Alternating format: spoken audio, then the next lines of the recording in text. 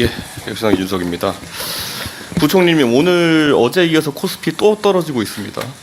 예, 이거 참 묻는 게 조심스럽긴 한데 그 상처받은 투자자분들이 있고 할 테니까요. 근데 과거에 부총리님께서 이 주식시장 상황을 몇 번 언급하신 바가 있어요. 그래가지고 우리가 기억나는 게 5월 달에도 보면은 선진국 대비 아직까지 낮은 수준이다, 저평가되어 있다, 이런 말씀하신 적 있죠. 네. 그러면은 지금이 다시 또 5,700 이렇게까지 내려왔는데, 그럼 지금 기준을 봤을 때 부총리께서는 지금이 저평가 상황이라 보십니까, 아니면은 고평가 상황을 보십니까? 예, 지금 이제 주식시장은 사실은 그 어느 정도 내부적으로는 이게 양극화 그런 상황이 큰 것 같습니다. 그리고 특히 제가 말씀드릴 때보다는 이 특정 종목의 두 종목이 차지하는 비율이 거의 한 50%까지 가고 이러다 보니까 변동성이 높아지고, 그게 미국에 있는 그 반도체 회사라든지 이런 쪽도 변동성이 굉장히 커지고 있는 상황입니다. 그러니까 제가 이걸 여쭈는 이유는요, 네. 이게 주가가 올라갈 때는 정부 여당에서 이것에 대해서 뭐 시장 상황도 있지만은 정책적인 성과가 있었다라는 듯 홍보 같은 걸 많이 했거든요. 근데 지금 와서는 이제 여기에 대해서 시장 상황이라는 것 때문에 그런 거지, 뭐 정책적인 면이나 이런 거 언급하는 게 참 줄어든 것 같고요. 저는 앞으로 부총리께서 여기 상황에 대해 가지고 비슷한 질문이 들어오면은 제가 물어본 것처럼 언급을 하신 건지가 좀 궁금합니다. 저는. 왜냐하면 사실 지금 보면은 젊은 세대 중에서 지금 보면은 사실 부동산이나 이런 거에 비해 가지고 주식은 매매가 쉽기 때문에 사실 조금만 오르면 팔고 물려가지고 떨어지고 이런 사이클이 반복되면서 자산 손실 보는 경우가 굉장히 늘어나고 있거든요. 지금 오늘도 아마 제가 이 질의했을 때 제가 부총리님께 기대하는 발언이라고는 앞으로는 이런 거에 대해 가지고 좀 정부 당국자가 일희일비하는 식의 언급을 하지 않겠다라는 취지의 말씀이 있었으면 하는 생각이었거든요. 어떻게 보십니까? 예, 뭐 의원님 말씀대로 저희들은 사실은 주식시장에 대해서 정부가 뭐 일일비하지 않고 단지 질문을 해주셨기 때문에 네. 그때 답변 과정에서 제가 그 당시에 어떤 선진국 대비해서 말씀을 드린 거고요. 정부는 하여튼 주식시장 자체에 대해서 좀 이게 안정적으로 변동성을 줄이면서 안정적으로 갈 수 있는 그런 방안에 대해서는 내부적으로 계속 고민하고 있다는 말씀을 드리고, 그런 방향으로 정책은 추진해 나갈. 그런데 그 안정적이라는 게 결국 우리가 이런 주식은 부동산 같은 것에 비해 가지고 상당히 고위험 투자라고 저희가 볼 수 있는데, 이곳에 대해서는 사실 레버리지 투자나 이런 것들이 제도적으로 도입되고, 그런데 우리가 봤을 때 부동산 투자 같은 경우에는 대출을 막고 뭐 이런 것들이 레버리지 투자를 약화시키는 방법들 아니었습니까? 그런데 이 오히려 고위험 자산이라 할 수 있는 주식에 대해서는 왜 이런 레버리지 투자 같은 것이 활성화되고 있는 것인지, 이게 엇박자가 나고 있는 게 아닌가 생각하는데 어떻게 보세요?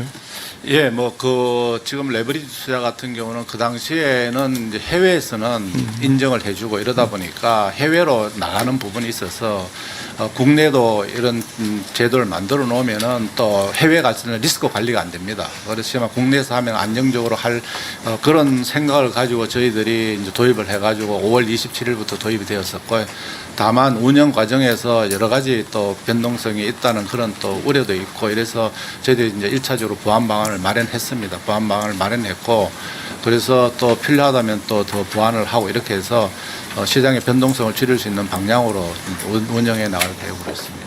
저는 정부 당국자들이 좀 이걸 심각하게 받아들였으면 좋겠는 게, 어제도 거의 보면은 외국인 매도 거의 4조 원 가까이 이렇게 발생했는데 전부 다 받아간 게 우리 일반 개미 투자자라고 하는 우리 국민들이었거든요. 그런데 우리가 또 이제 하나의 법칙 같은 걸 확립해가지고 폭락 이후에는 폭등이다, 뭐 이런 식의 말이 이제 주식시장 돌면서, 어제 뭐 사상 초유의 폭락을 하니까 오늘은 또 반등세가 있겠지 하면서 들어가신 분들이 상당히 많았어요. 그게 벌써 어제 확인된 금액만 개인 투자가 4조 원 가까이 되는 금액인데 오늘 다시 내려갔다는 거죠. 또 보면 지금 물론 오늘 장이 계속 진행되겠습니다만은, 저는 이런 데 있어가지고 정부가 우리가 보완책을 마련했다 이렇게 한다지만은 시장이 신뢰를 안 하면 결국에는 이런 일이 반복되는 거 아니겠습니까? 물론 이게 재경부 장관님한테 계속 물어볼 일은 또 아니긴 하지만은, 뭐 정부에서 가장 중점적으로 봐야 될 것이 결국 지금 젊은 세대의 자산 축적이 있어가지고 대안적으로 제시한 것이 지금 주식이라는 것이죠. 대통령께서 누차 언급하셨고요. 우리가 부총님 이거 한번 여쭤볼게요. 부동산으로 얻은 소득은 불로소득이 맞죠? 예, 뭐 부동산도 뭐 또 예, 전 사전적 정의로 모르는 건 맞을 겁니다. 주식으로 얻은 거는 노동소득입니까? 주식에 얻은 부분도 뭐 어떤 자본시장이 기여해가지고, 그러니까 우리가 같은 불로소득인데 대통령께서 그것을 하나를 권장하면서 이건 생산적 가치가 있는 그 주식 투자다 이래가지고 약간 우리가 양해하고 있는 것인데 사실 본질은 위험성이 좀 더 높은 불로소득을 받기 위해 가지고 상태 달려들고 있는 겁니다. 조심해야 된다. 예, 의원님 말씀 주신 대로 뭐 부동산 시장이든 저 주식 시장이든 어느 정도 의 변동성을 줄이면서 그 가치에 맞게 이렇게 쭉 이렇게 가는 게 가장 저희들은 좋다고 생각하고 있고요. 정부 정책은 그런 안정성을 가지고 유지되도록 이렇게 하면서 가치를 반영할 수 있는 그런 정책을 하고 있다는 말씀을 드리고 정부도 우려하는 게 이 변동성이 커지는 겁니다. 부동산 시장이든 주식 시장이든 그런 부분에 대해서는 의원님 주신 대로 역설적으로 변동성이 적으면 또 주식 시장이 안정할 것이고 그럼 증시화성은 안 될 것이고 네. 그러니까 이게 지금 정부가 만들어온 약간 네. 도착 상태에 있는 것 같은 것 같습니다.